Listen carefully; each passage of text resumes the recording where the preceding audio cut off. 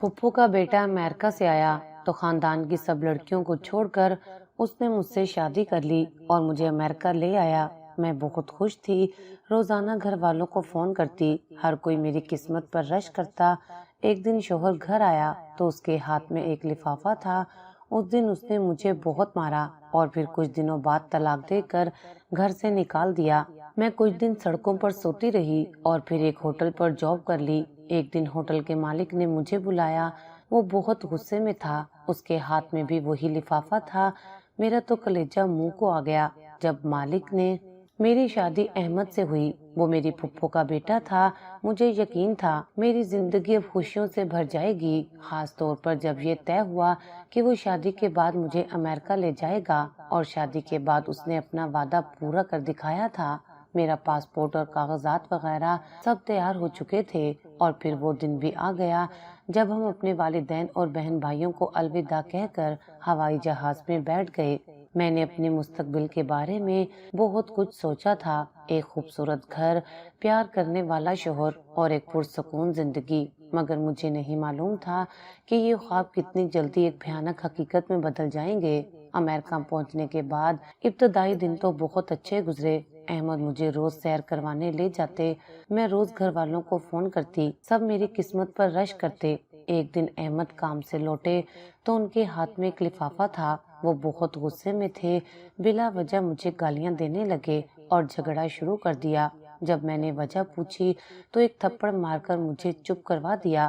بس اس دن سے ان کا رویہ بدل گیا تھا، وہ مجھ پر شک کرنے لگے تھے، میرا گھر سے نکلنا بند کر دیا، روزانہ میرا فون چیک کرتے، سب میسج پڑھتے، اور پھر ایک دن انہوں نے میرے بیگ سے میرا پاسپورٹ اٹھا کر اپنے قبضے میں لے لیا۔ اس دن مجھے ایک عجیب سا خوف محسوس ہوا، جیسے کسی نے میرے پر کاٹ دیے ہوں۔ میری خوشیوں سے بھری زندگی قید خانے میں بدل گئی تھی۔ احمد نے مجھے گھر سے باہر نکلنے سے منع کر دیا تھا، اور اگر کبھی باہر جانا بھی ہوتا تو وہ میرے ساتھ ہوتا۔ وہ مجھے کسی سے بات بھی نہ کرنے دیتا، گھر میں بھی میں اکیلی رہتی۔ اس نے مجھے کسی سے ملنے جلنے کی اجازت نہیں دی تھی، نہ ہی کسی دوست یا رشتے دار سے بات کرنے کی۔ میرے والدین سے بھی میری بات چیت محدود ہو گئی تھی۔ اس نے مجھے ہر طرح سے تنہا کر دیا تھا۔ جسمانی تشدد کا آغاز دھیرے دھیرے ہوا، پہلے ہلکے ہلکے تھپڑ، پھر دھکے، اور پھر یہ روز کا معمول بن گیا۔ میں اندر ہی اندر ٹوٹ رہی تھی، میری روح زخمی ہو رہی تھی، مگر میں نے ہار نہیں مانی۔ میں نے اپنے آپ سے وعدہ کیا تھا کہ میں زندہ رہوں گی، میں ظلم کے سامنے نہیں جھکوں گی۔ ہر زخم، ہر آنسو مجھے مزید مضبوط بنا رہا تھا۔ میں آئینے میں دیکھتی اور خود سے کہتی، عائشہ تم ہار نہیں مانو گی، تم زندہ رہو گی۔ ہر رات میں چھپ چھپ کر روتی، اپنے ماضی کے خوبصورت دنوں کو یاد کرتی جب میں آزاد تھی، اپنے فیصلے خود کرتی تھی۔ اب میری زندگی کا ہر لمحہ احمد کے رحم و کرم پر تھا۔ میں ایک پنجرے میں بند پرندے کی طرح پھڑ پڑا رہی تھی، مگر اڑ نہیں سکتی تھی۔ اس نے مجھے مکمل طور پر اپنے کنٹرول میں لے لیا تھا۔ میرا کوئی دوست نہیں تھا، کوئی سہارا نہیں تھا، اور میں کسی سے اپنی حالت بیان بھی نہیں کر سکتی تھی۔ اس نے مجھے دھمکایا تھا کہ اگر میں نے کسی کو کچھ بتایا تو وہ میرے خاندان کو نقصان پہنچائے گا۔ یہ دھمکی میرے لیے سب سے بڑا خوف تھی۔ میں اپنے والدین کے لیے، اپنے بہن بھائیوں کے لیے خاموش تھی۔ میں نے کئی بار فرار ہونے کی کوشش کی، مگر ہمیشہ ناکام رہی۔ وہ اتنا ہوشیار تھا کہ مجھے کبھی اکیلا نہیں چھوڑتا تھا، اور اگر کبھی میں باہر نکل بھی جاتی تو وہ مجھے ڈھونڈ لیتا، اور پھر میرا تشدد اور بھی بڑھ جاتا۔ میں نے محسوس کیا کہ میرا جسم اور میرا ذہن دونوں تھک چکے ہیں، مگر میری روح میں ایک چنگاری اب بھی باقی تھی۔ وہ چنگاری امید کی تھی، آزادی کی تھی، اور ایک بہتر زندگی کی تھی۔ میں نے اپنے آپ سے وعدہ کیا کہ یہ ہمیشہ ایسا نہیں رہے گا، ایک دن آئے گا جب میں اس قید سے آزاد ہو جاؤں گی۔ میں نے اپنے اندر کی اس آواز کو سننا شروع کیا جو مجھے حوصلہ دیتی تھی، جو مجھے بتاتی تھی کہ میں کمزور نہیں ہوں، میں لڑ سکتی ہوں۔ اس دوران میں نے اپنے ارد گرد کے ماحول کا مشاہدہ کرنا شروع کیا۔ میں نے دیکھا کہ لوگ کیسے آزادانہ زندگی گزارتے ہیں، کیسے اپنے فیصلے خود کرتے ہیں۔ یہ سب دیکھ کر میرے اندر کی تڑپ اور بھی بڑھ جاتی تھی۔ میں نے اپنے آپ کو ذہنی طور پر مضبوط کرنا شروع کیا، میں نے چھپ چھپ کر انگریزی سیکھنے کی کوشش کی، ٹی وی دیکھ کر، کتابیں پڑھ کر۔ مجھے معلوم تھا کہ اگر مجھے یہاں زندہ رہنا ہے اور آزاد ہونا ہے تو مجھے اس ملک کے طور طریقوں کو سمجھنا ہوگا۔ میں نے اپنے آپ کو تیار کیا کہ جب بھی موقع ملے گا میں اس کا فائدہ اٹھاؤں گی۔ یہ قید خانہ صرف میرے جسم کے لیے تھا، میری روح اب بھی آزاد تھی۔ میں نے اپنے اندر کی طاقت کو پہچانا اور مجھے یقین تھا کہ ایک دن میں اس طاقت کو استعمال کر کے اپنی زندگی کو دوبارہ حاصل کر لوں گی۔ یہ ایک مشکل سفر تھا مگر میں تیار تھی۔ ہر گزرتے دن کے ساتھ میرے اندر کی آگ مزید بھڑکتی جا رہی تھی۔ میں نے اپنے آپ کو یہ باور کروایا کہ میں ایک فائٹر ہوں اور میں اپنی جنگ لڑوں گی۔ یہ صرف جسمانی قید نہیں تھی، یہ میری روح کو قید کرنے کی کوشش تھی، مگر میں نے اسے کامیاب نہیں ہونے دیا۔ میں نے اپنے آپ کو امید دلائی کہ ایک دن میں اس قید سے آزاد ہو کر اپنی زندگی کا نیا آغاز کروں گی۔ احمد کی دھمکیاں میرے کانوں میں گونجتی رہتی، مگر میں نے اپنے اندر ایک دیوار کھڑی کر لی تھی جو ان منفی باتوں کو مجھ تک پہنچنے نہیں دیتی تھی۔ میں نے اپنے آپ کو ایک مضبوط قلعہ بنا لیا تھا جہاں صرف امید اور عزم کی روشنی تھی۔ ہر صبح جب میں اٹھتی تو میری آنکھوں میں ایک نئی چمک ہوتی، ایک ایسی چمک جو مجھے بتاتی تھی کہ میں اب بھی زندہ ہوں۔ میں نے اپنے آپ کو یہ یقین دلایا کہ یہ عارضی ہے اور ایک دن میں اس اندھیرے سے نکل کر روشنی میں آؤں گی۔ میں اپنے اندر کی آواز کو سنتی جو مجھے ہمت دیتی، جو مجھے یاد دلاتی کہ میں نے بہت کچھ سہا ہے اور میں اس سے بھی نکل جاؤں گی۔ اس قید نے مجھے توڑنے کی بجائے مجھے مزید مضبوط کر دیا تھا۔ میں نے اپنے اندر ایک ایسی طاقت محسوس کی جو پہلے کبھی نہیں تھی۔ یہ طاقت میری بقا کی جنگ تھی اور میں اسے ہر حال میں جیتنا چاہتی تھی۔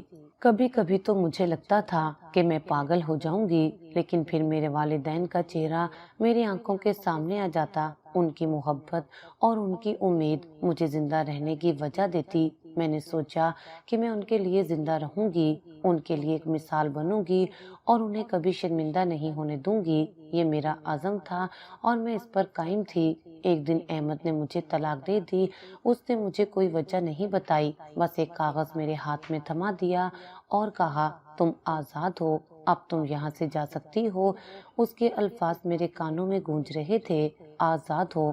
میں نے سوچا میں کہاں جاؤں گی؟ مجھے اس لمحے لگا جیسے میرا وجود ہی ختم ہو گیا ہو۔ میں نے اس سے التجا کی، روئی، گڑ گڑائی، مگر اس پر کوئی اثر نہیں ہوا۔ اس نے مجھے گھر سے نکال دیا بغیر کسی چیز کے، صرف میرے جسم پر جو کپڑے تھے وہی میرے ساتھ تھے۔ میں سڑک پر آ گئی، بے یار و مددگار۔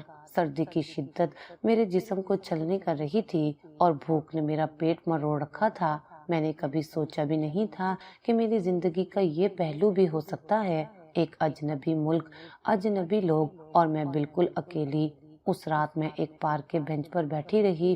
سردی اتنی تھی کہ میرے دانت بج رہے تھے۔ میں نے اپنے آپ کو سکیڑ دیا مگر ٹھنڈ اندر تک اتر رہی تھی۔ بھوک کا احساس اتنا شدید تھا کہ میں کچھ سوچ بھی نہیں پا رہی تھی۔ میرے ذہن میں صرف ایک ہی سوال تھا، اب کیا ہوگا؟ میں نے آسمان کی طرف دیکھا، ستارے چمک رہے تھے مگر مجھے اپنی قسمت میں کوئی روشنی نظر نہیں آ رہی تھی۔ تنہائی نے مجھے گھیر رکھا تھا، میں نے کبھی اتنی تنہائی محسوس نہیں کی تھی۔ ہر گزرتا لمحہ ایک صدی کی طرح لگ رہا تھا۔ میں نے اپنے ماضی کے دنوں کو یاد کیا جب میں اپنے گھر میں محفوظ تھی، اپنے والدین کے سائے میں۔ وہ دن کتنے حسین تھے اور آج میں کہاں تھی؟ کئی دن میں سڑکوں پر بھٹکتی رہی، میں نے کچرے کے ڈھیروں سے کھانا تلاش کیا، پارکوں میں سوئی اور ہر گزرتے دن کے ساتھ میری حالت بدتر ہوتی چلی گئی۔ میرے کپڑے پھٹ چکے تھے، میرے بال بکھرے ہوئے تھے اور میری آنکھوں میں ایک مردہ سی چمک تھی۔ لوگ مجھے دیکھ کر راستہ بدل لیتے تھے جیسے میں کوئی بیماری ہوں۔ میں نے کئی بار خودکشی کا سوچا مگر پھر میرے اندر سے ایک چنگاری ابھرتی۔ وہ چنگاری مجھے جینے پر مجبور کرتی تھی۔ وہ مجھے یاد دلاتی تھی کہ میں نے اتنی مشکلات کا سامنا کیا ہے، میں نے اتنی اذیت سہی ہے، تو کیا اب میں ہار مان لوں گی؟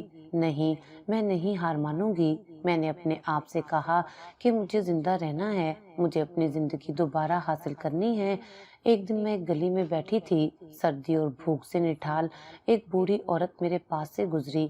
اس نے مجھے دیکھا، اس کی آنکھوں میں ترس تھا۔ وہ میرے پاس آئی اور مجھے کچھ کھانے کو دیا۔ میں نے کئی دنوں سے کچھ نہیں کھایا تھا تو میں نے جلدی سے وہ کھانا کھا لیا۔ اس نے مجھ سے میری حالت پوچھی اور میں نے اسے اپنی کہانی سنائی۔ اس نے میری آنکھوں میں آنسو دیکھے اور پھر اس نے مجھے ایک پناہ گاہ کا پتہ بتایا۔ وہاں تمہیں پناہ ملے گی، کھانا ملے گا اور شاید تم اپنی زندگی کا نیا آغاز کر سکو۔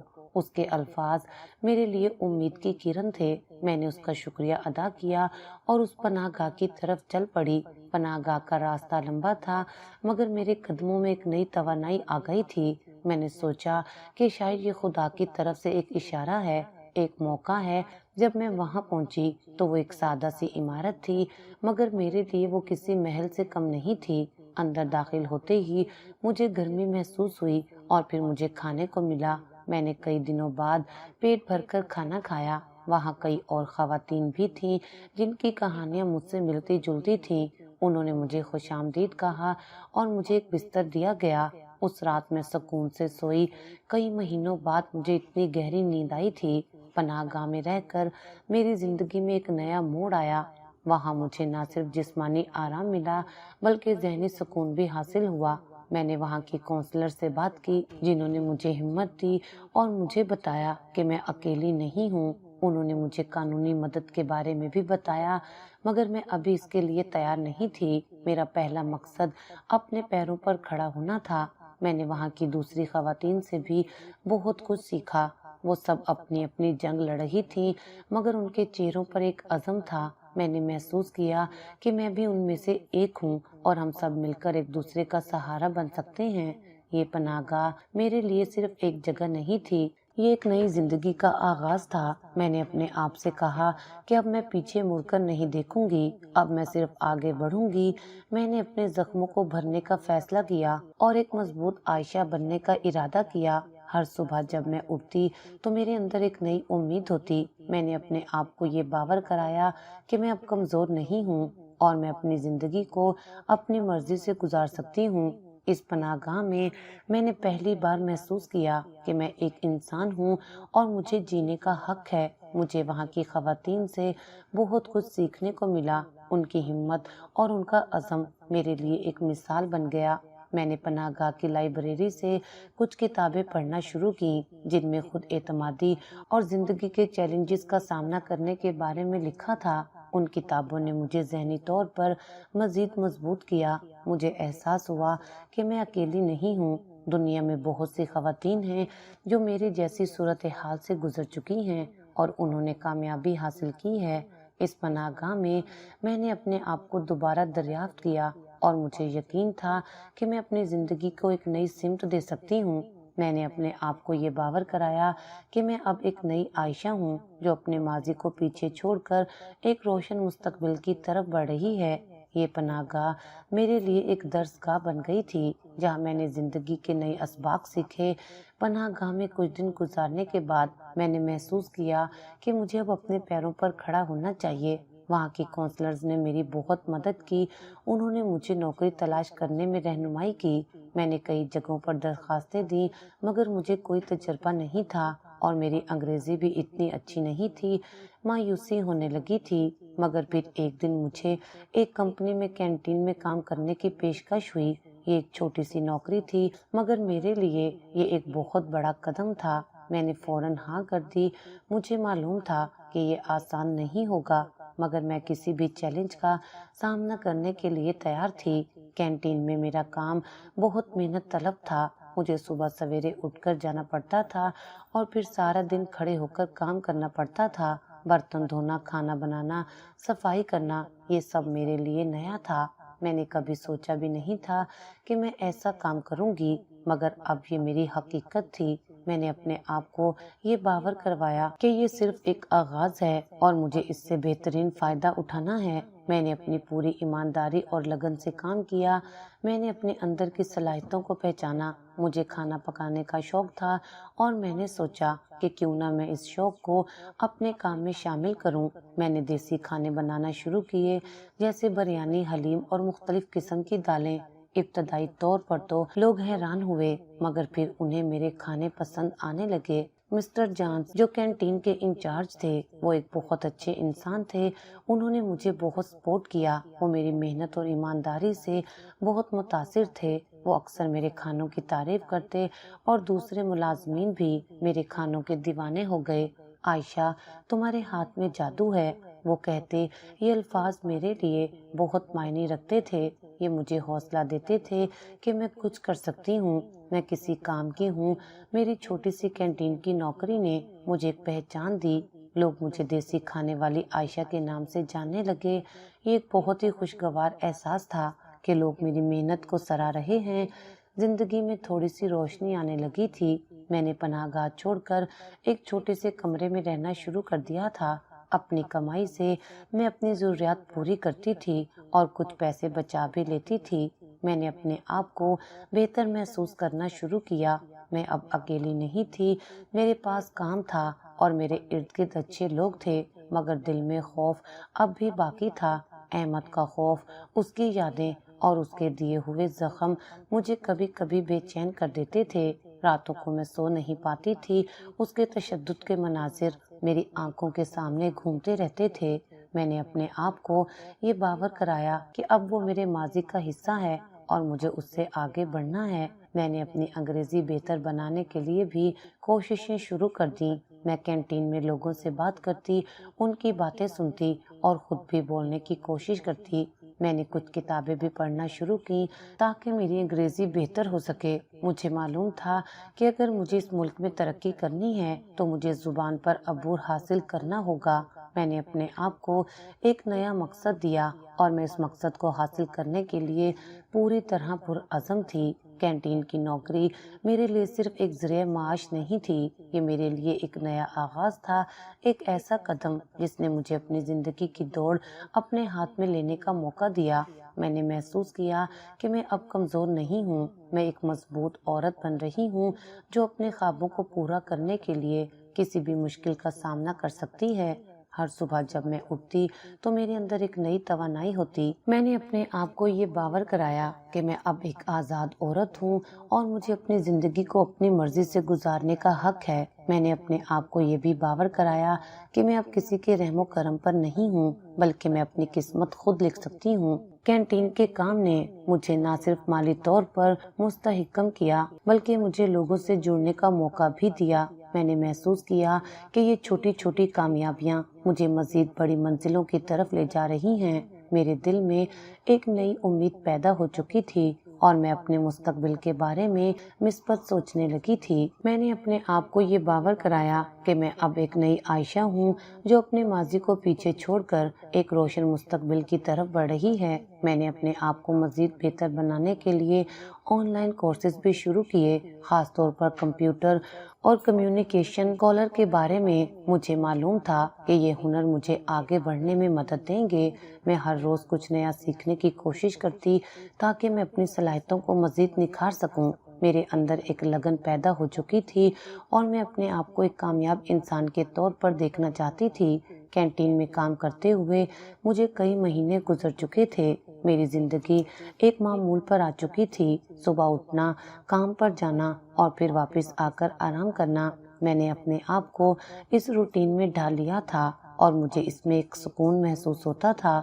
میں اپنے کام میں ماہر ہو چکی تھی اور میری بنائی ہوئی ڈشز کمپنی کے ملازمین میں بے حد مقبول تھیں۔ مسٹر جانس بھی مجھ پر بہت بھروسہ کرتے تھے اور مجھے اکثر نئے پکوان بنانے کی آزادی دیتے تھے۔ میری زندگی میں ایک ٹھہراؤ آ گیا تھا اور میں ماضی کے زخموں کو بھرنے کی کوشش کر رہی تھی۔ ایک دن جب میں کینٹین میں معمول کے مطابق کام کر رہی تھی تو میں نے دیکھا کہ ایک نیا شخص کینٹین میں داخل ہوا۔ وہ بہت ہی باوقار اور پرکشش شخصیت کا مالک تھا۔ اس کی چال میں ایک خاص قسم کا اعتماد تھا اور اس کی آنکھوں میں ایک گہرائی تھی وہ سیدھا مسٹر جونس کے پاس آیا اور ان سے بات کرنے لگا۔ مسٹر جونس نے مسٹر ہنری کے نام سے پکارا اور مجھے بعد میں معلوم ہوا کہ وہ کمپنی کے CIO تھے۔ ان کی موجودگی نے مجھے بے چین کر دیا۔ میں نے انہیں پہلی بار دیکھا تھا مگر مجھے لگا جیسے میں انہیں پہلے سے جانتی ہوں۔ مسٹر ہنری اکثر کینٹین میں آنے لگے۔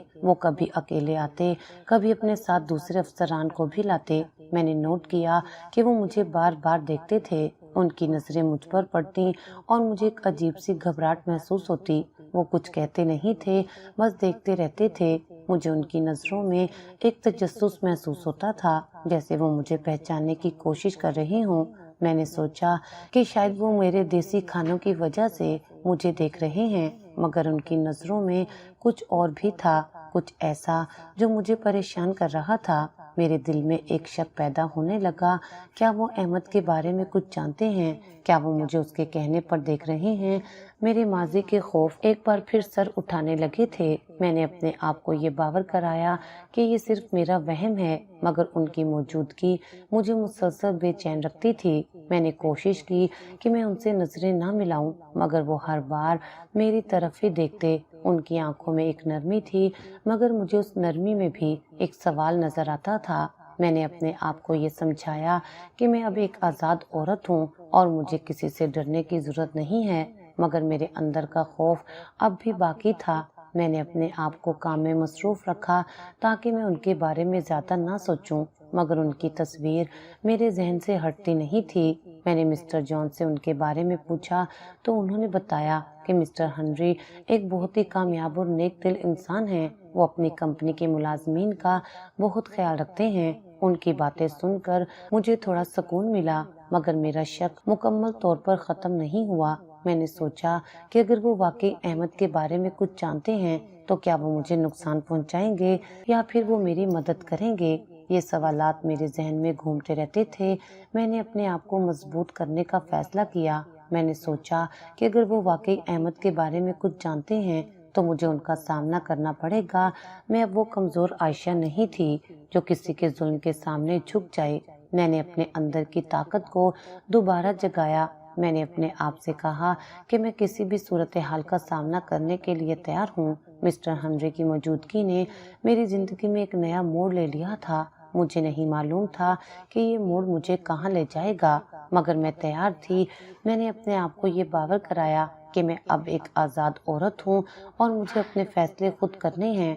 یہ ایک نیا چیلنج تھا اور میں اس چیلنج کا سامنا کرنے کے لیے پوری طرح پرعزم تھی۔ ہر گزرتے دن کے ساتھ میں ان کی نظروں میں ایک نیا سوال دیکھتی اور میرا تجسس بڑھتا جاتا۔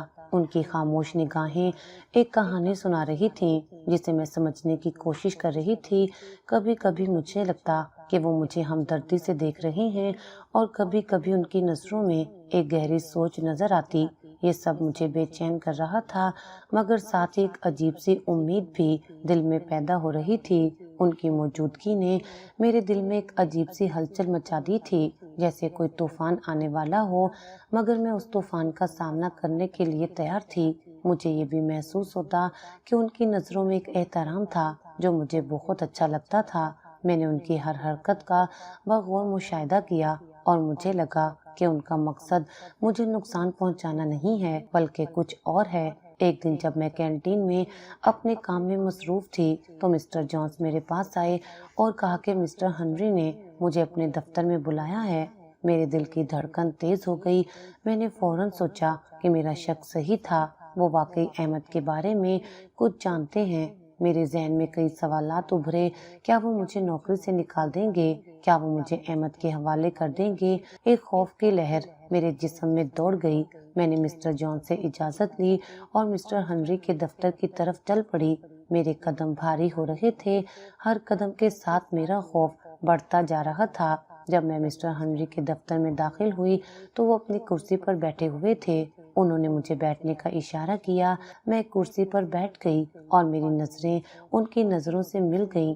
ان کی آنکھوں میں ایک عجیب سی چمک تھی جو مجھے سمجھ نہیں آ رہی تھی۔ انہوں نے مسکراتے ہوئے کہا، عائشہ، میں تم سے کچھ بات کرنا چاہتا ہوں۔ میں نے سر ہلایا اور میرے دل کی دھڑکن اور تیز ہو گئی۔ انہوں نے کہا، میں احمد کا پرانا دوست ہوں۔ یہ الفاظ میرے لیے ایک جھٹکا تھا۔ میں نے فوراً سوچا کہ یہ میری زندگی کا سب سے برا دن ہے۔ انہوں نے مزید کہا، میں تمہارے حالات سے باخبر تھا، مجھے معلوم تھا کہ احمد نے تمہارے ساتھ کیا کیا۔ ان کے الفاظ سن کر میں حیران رہ گئی۔ مجھے یقین نہیں آیا کہ وہ یہ سب کیسے جانتے ہیں۔ انہوں نے بتایا کہ احمد انہیں اپنی کچھ مشکلات کے بارے میں بتاتا تھا اور اسی دوران انہوں نے میری حالت کے بارے میں بھی جان لیا تھا۔ انہوں نے کہا کہ جب انہیں معلوم ہوا کہ میں اس کمپنی کی کینٹین میں کام کر رہی ہوں تو انہوں نے مجھے جان بوجھ کر نوکری دی تاکہ میری مدد کر سکیں۔ ان کے الفاظ سن کر میں الجھن اور شک میں مبتلا ہو گئی۔ کیا یہ سچ تھا؟ کیا کوئی اجنبی میری اتنی مدد کر سکتا ہے؟ میں نے ان سے پوچھا، آپ نے میری مدد کیوں کی؟ آپ کو کیا فائدہ ہوگا؟ انہوں نے مسکراتے ہوئے کہا، عائشہ، ہر مدد کے پیچھے کوئی فائدہ نہیں ہوتا۔ میں نے تمہاری آنکھوں میں ایک چمک دیکھی تھی، ایک ایسی چمک جو ہار ماننے کو تیار نہیں تھی۔ میں نے تمہاری ہمت اور لگن کو سراہا اور میں نے سوچا کہ تمہیں ایک موقع ملنا چاہیے۔ ان کے الفاظ میرے دل کو چھو گئے۔ میں نے کبھی نہیں سوچا تھا کہ کوئی اجنبی میری اتنی پرواہ کرے گا، مگر پھر بھی دل میں ایک شک باقی تھا۔ میں نے اپنی زندگی میں بہت دھوکے کھائے تھے اور میں کسی پر بھی آسانی سے بھروسہ نہیں کر سکتی تھی۔ مسٹر ہنری نے محسوس کیا کہ میں ابھی بھی شک میں ہوں۔ انہوں نے کہا، عائشہ، میں جانتا ہوں کہ تم نے بہت کچھ سہا ہے، مگر میں تمہیں یقین دلاتا ہوں کہ میں تمہارا دوست ہوں اور میں تمہاری مدد کرنا چاہتا ہوں۔ انہوں نے مجھے کچھ دستاویز دکھائیں جن میں احمد کے بارے میں کچھ معلومات تھیں اور یہ بھی لکھا تھا کہ وہ اب ملک سے باہر جا چکا ہے۔ یہ سب دیکھ کر مجھے تھوڑا سکون ملا۔ میں نے محسوس کیا کہ شاید وہ سچ کہہ رہے ہیں۔ میرے ذہن میں ماضی کی تمام تلخ یادیں تازہ ہو گئیں، مگر اس بار ان کے ساتھ ایک امید کی کرن بھی تھی۔ میں نے ان کا شکریہ ادا کیا اور ان کے دفتر سے باہر آ گئی۔ میرے قدم اب ہلکے تھے اور میرے دل میں ایک عجیب سی خوشی تھی۔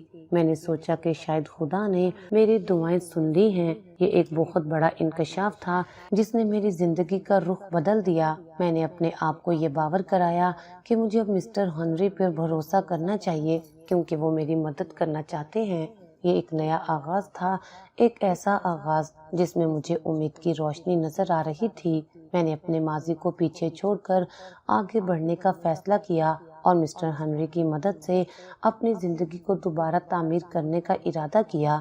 اس لمحے مجھے لگا کہ میری زندگی میں ایک نیا باب شروع ہو چکا ہے اور میں اس باب کو اپنی مرضی سے لکھوں گی۔ میں نے اپنے آپ کو یہ باور کرایا کہ میں اب ایک آزاد عورت ہوں اور مجھے اپنے فیصلے خود کرنے ہیں۔ ان باتوں نے میرے دل سے ایک بوجھ اتار دیا۔ مجھے لگا جیسے میں نے ایک طویل عرصے بعد سچی سانس لی ہو۔ ان کی ہمدردی اور اخلاق نے میرے دل میں ایک نئی جگہ بنا لی تھی اور میں نے پہلی بار محسوس کیا کہ میں واقعی محفوظ ہوں۔ انہوں نے مجھے ایک نئی زندگی کا راستہ دکھایا تھا اور میں اس راستے پر چلنے کے لیے تیار تھی۔ مسٹر ہنری سے ملاقات کے بعد میری زندگی میں ایک نئی تبدیلی آئی۔ میں نے ان پر بھروسہ کرنے کا فیصلہ کیا، اگرچہ میرے دل میں ابھی بھی تھوڑا سا شک باقی تھا، مگر ان کی باتوں میں ایک خلوص تھا اور ان کی آنکھوں میں ایک سچائی تھی۔ میں نے اپنے آپ کو یہ باور کرایا کہ مجھے ایک اور موقع دینا چاہیے اور مجھے امید تھی کہ یہ موقع میری زندگی کو بہتر بنائے گا۔ مسٹر ہنری نے مجھ سے کہا کہ وہ میرا پاسپورٹ واپس لے آئیں گے۔ یہ الفاظ میرے لیے کسی معجزے سے کم نہیں تھے۔ پاسپورٹ میرے لیے صرف ایک دستاویز نہیں تھا، یہ میری آزادی کی علامت تھا۔ کچھ دن بعد مسٹر ہنری نے مجھے اپنے دفتر میں بلایا اور میرا پاسپورٹ میرے حوالے کر دیا۔ جب میں نے اسے اپنے ہاتھ میں لیا تو میری آنکھوں میں آنسو آ گئے۔ یہ ایک ایسا لمحہ تھا جسے میں کبھی نہیں بھول سکتی۔ میں نے کئی مہینوں بعد اپنی آزادی کو محسوس کیا تھا۔ میں نے مسٹر ہنری کا شکریہ ادا کیا اور اس بار میرے شکریہ میں کوئی شک نہیں تھا، صرف خلوص تھا۔ انہوں نے مسکراتے ہوئے کہا، عائشہ، یہ تو صرف ایک آغاز ہے۔ اس کے بعد میری زندگی میں مزید خوشگوار تبدیلیاں آئیں۔ مجھے کمپنی میں ترقی ملی اور میں انتظامی شعبے میں آ گئی۔ یہ میرے لیے ایک بہت بڑا قدم تھا۔ میں نے کبھی سوچا بھی نہیں تھا کہ میں کینٹین سے نکل کر ایک کارپوریٹ ماحول میں کام کروں گی۔ یہ ایک نیا چیلنج تھا، مگر میں اس کے لیے تیار تھی۔ میں نے اپنی پوری لگن اور محنت سے کام کیا۔ میں نے نئے ہنر سیکھے، کمپیوٹر چلانا سیکھا اور دفتری امور کو سمجھا۔ میرے ساتھیوں نے بھی میری بہت مدد کی اور مجھے ہر قدم پر سپورٹ کیا۔ مسٹر ہنری بھی میری کارکردگی سے بہت خوش تھے۔ اب میں ایک بااعتماد مضبوط عورت بننے لگی تھی۔ میں نے اپنے آپ کو یہ باور کرایا کہ میں کسی سے کم نہیں ہوں۔ میں اپنی رائے کا اظہار کرتی اور اپنے فیصلے خود کرتی۔ میرے اندر کا خوف دھیرے دھیرے کم ہونے لگا۔ میں نے اپنے ماضی کے زخموں کو بھرنا شروع کر دیا۔ میں نے محسوس کیا کہ میں اب آزاد ہوں اور اپنی زندگی اپنی مرضی سے گزار سکتی ہوں۔ میں نے اپنے آپ کو ایک نیا مقصد دیا اور میں اس مقصد کو حاصل کرنے کے لیے پوری طرح پرعزم تھی۔ میں نے اپنے آپ کو تعلیم کے میدان میں بھی آگے بڑھانے کا فیصلہ کیا۔ میں نے شام کی کلاسز لینا شروع کی تاکہ میں اپنی تعلیم مکمل کر سکوں۔ میری زندگی میں اب ایک توازن آ چکا تھا۔ میں کام بھی کرتی، پڑھائی بھی کرتی اور اپنے لیے وقت بھی نکالتی۔ میں نے اپنے آپ کو دوبارہ پہچانا اور مجھے اپنی ذات سے محبت ہونے لگی۔ میں نے محسوس کیا کہ میں اب وہ کمزور عائشہ نہیں ہوں جو ماضی کے سائے میں جیتی تھی۔ میں ایک مضبوط، خود مختار اور بااعتماد عورت بن چکی تھی۔ میرے چہرے پر ایک نئی چمک تھی اور میری آنکھوں میں ایک نیا عزم۔ مسٹر ہنری میری اس تبدیلی سے بہت خوش تھے۔ وہ اکثر میری تعریف کرتے اور مجھے مزید آگے بڑھنے کی ترغیب دیتے۔ میں نے اپنے والدین سے بھی رابطہ کیا اور انہیں اپنی حالت کے بارے میں بتایا۔ وہ مجھے دیکھ کر بہت خوش ہوئے۔ انہیں یقین نہیں آیا کہ میں اتنی مضبوط ہو چکی ہوں۔ میں نے انہیں بتایا کہ میں اب مضبوط ہوں اور مجھے اب کسی چیز کا خوف نہیں ہے۔ یہ ایک بہت ہی جذباتی لمحہ تھا جب میں نے اپنے والدین کو دوبارہ دیکھا۔ میں نے انہیں بتایا کہ میں اپنی زندگی کو اپنی مرضی سے گزاروں گی اور میں ان کے لیے فخر کا باعث بنوں گی۔ یہ ایک نیا آغاز تھا، ایک ایسا آغاز جس میں مجھے اپنے خوابوں کو پورا کرنے کا موقع مل رہا تھا۔ میں نے اپنے آپ کو یہ باور کرایا کہ میں ایک آزاد عورت ہوں اور مجھے اپنی زندگی کو اپنی مرضی سے گزارنے کا حق ہے۔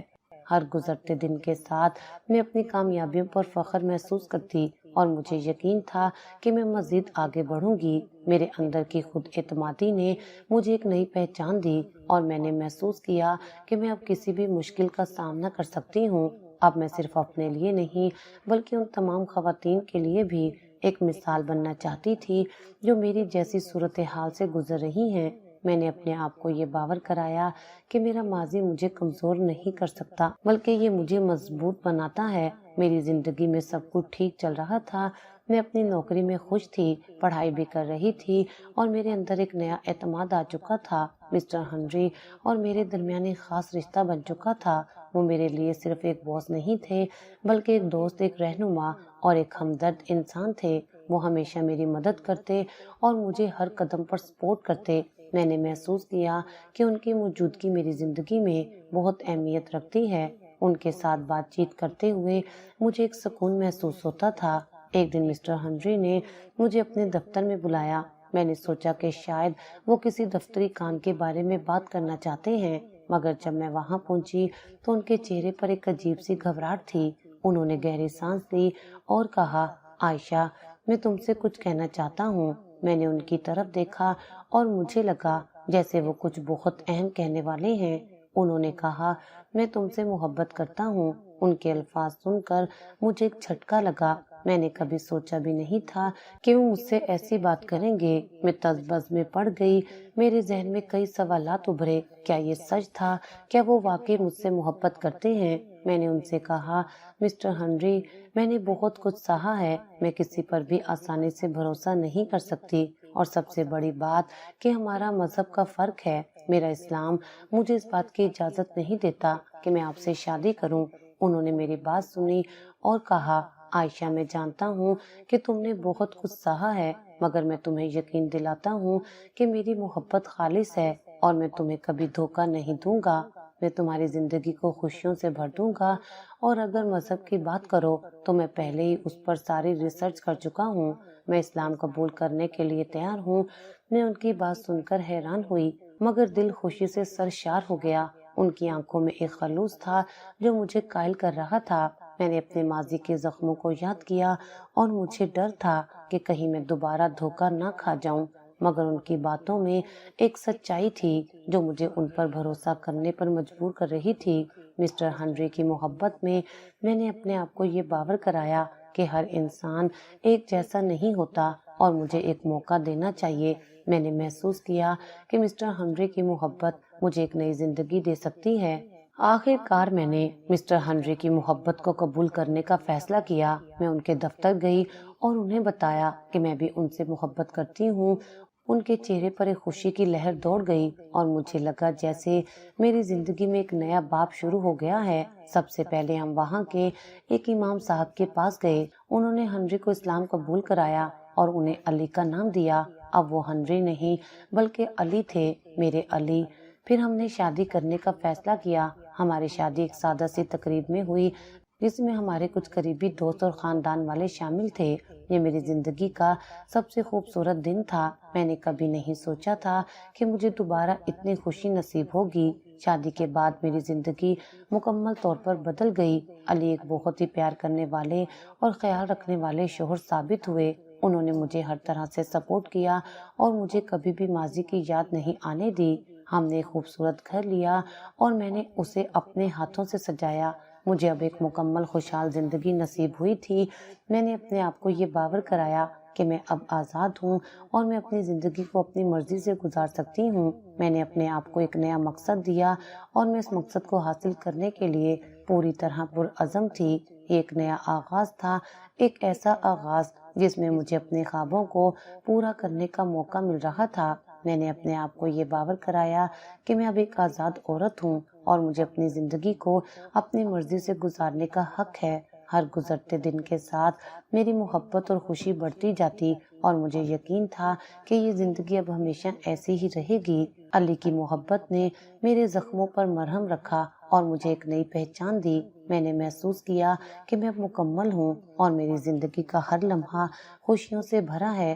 ان کے ساتھ ہر دن ایک نئی امید لے کر آتا اور مجھے یقین تھا کہ ہماری زندگی کا سفر اب صرف خوشیوں سے بھرا ہوگا۔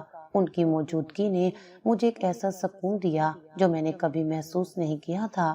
مجھے لگا کہ میں نے اپنی زندگی کا سب سے بہترین فیصلہ کیا ہے۔ علی سے شادی کے بعد میری زندگی میں ایک نیا مقصد آ گیا۔ میں نے اپنی زندگی میں جو کچھ سہا تھا، میں چاہتی تھی کہ کوئی اور عورت اس سے نہ گزرے۔ میں نے علی سے اپنی خواہش کا اظہار کیا کہ میں گھریلو تشدد کی شکار خواتین کی مدد کرنا چاہتی ہوں۔ انہوں نے میری بات سنی اور میری مکمل حمایت کی۔ ہم نے مل کر ایک فلاحی تنظیم قائم کی جس کا مقصد گھریلو تشدد کی شکار خواتین کو پناہ، قانونی مدد اور نفسیاتی مشاورت فراہم کرنا تھا۔ یہ تنظیم میرے لیے صرف ایک ادارہ نہیں تھی، یہ میرا خواب تھا، میرا مقصد تھا۔ ہم نے اپنی تنظیم کا نام امید کی کرن رکھا۔ ابتدائی طور پر ہمیں کچھ مشکلات کا سامنا کرنا پڑا مگر ہم نے ہار نہیں مانی۔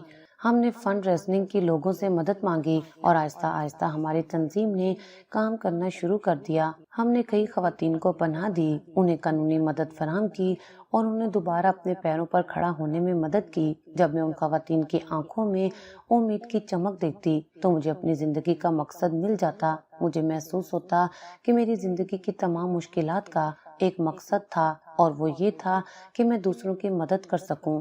ہم نے اپنی تنظیم کی ایک شاخ پاکستان میں بھی کھولی۔ یہ میرے لیے ایک بہت ہی جذباتی لمحہ تھا۔ میں نے اپنے ملک میں اپنی بہنوں کی مدد کرنے کا خواب دیکھا تھا اور اب وہ پورا ہو رہا تھا۔ پاکستان میں بھی ہماری تنظیم نے بہت اچھا کام کیا۔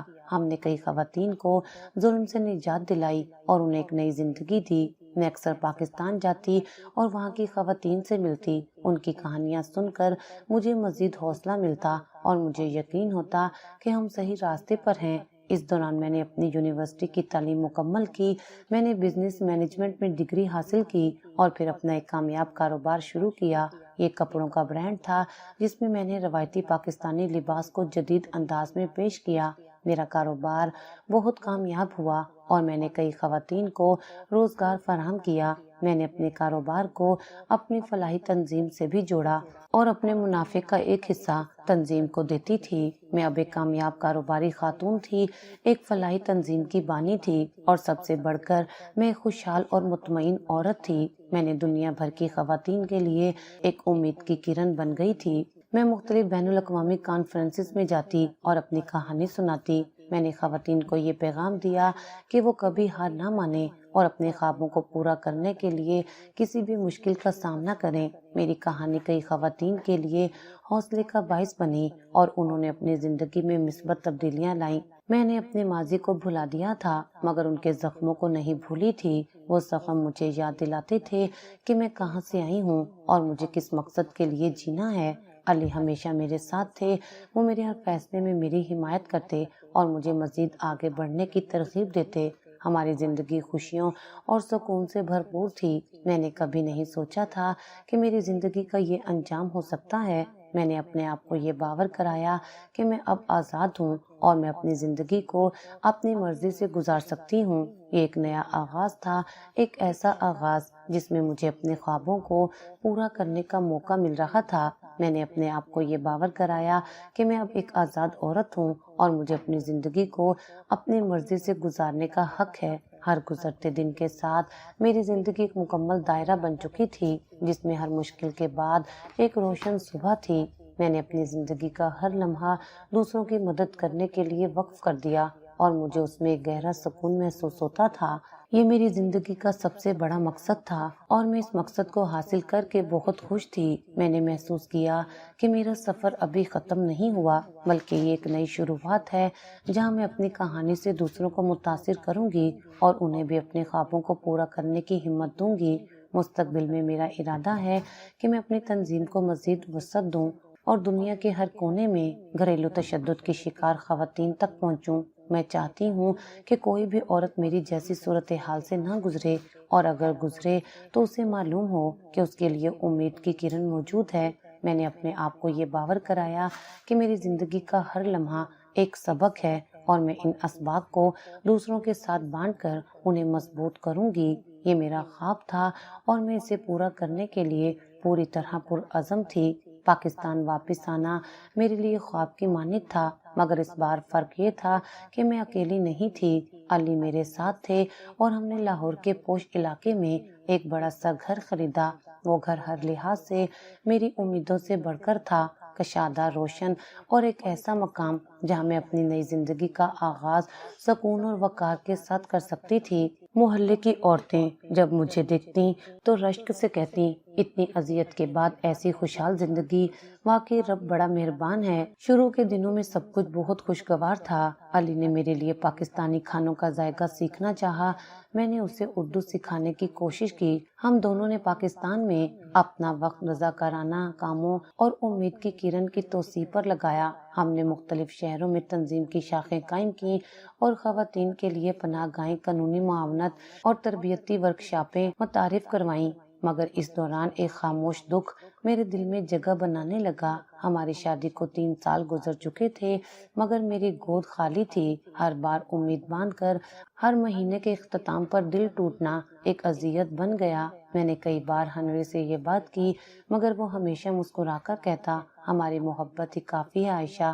آخر کار ہم نے ایک چھوٹی بچی کو گود لینے کا فیصلہ کیا۔ وہ ایک یتیم خانے میں پائی گئی ننھی سی گڑیا جس کے چہرے پر میری ہی معصومیت جھلکتی تھی۔ ہم نے اس کا نام نور رکھا کیونکہ وہ واقعی ہماری زندگی کی روشنی تھی۔ مگر تقدیر نے ایک اور راز ہمارے سامنے کھولا۔